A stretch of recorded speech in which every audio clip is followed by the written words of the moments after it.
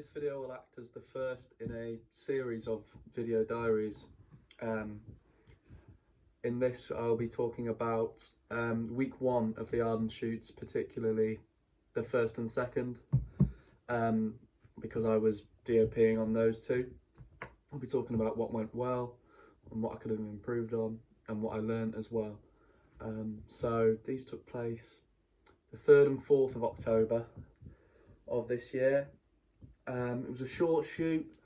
It all took place in a classroom, so we had 3 giant windows, lots of light coming in, and that was the brief, was to try and work with the natural light. That was my brief, and I learned a lot from it. I think in preparation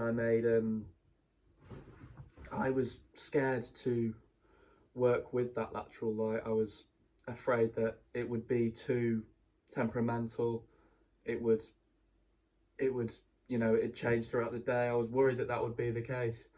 So I opted for as little natural light as possible at first, until the day before, when I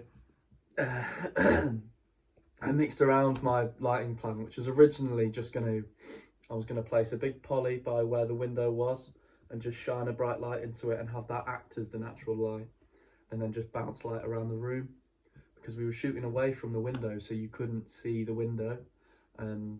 So that was what I opted for. But then after playing around with the natural light, I think it looks better than it would have done otherwise, definitely, because natural light is the strongest light you can use.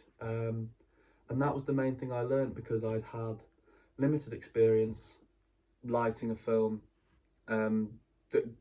revolving around natural light.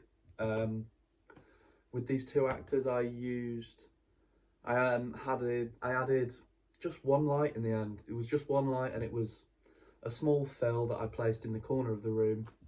It was a practical light, a little lamp on a desk, and then I enhanced it with a smaller aperture light that was just out of frame, and that just boosted that practical light and added like a warm fill on one side.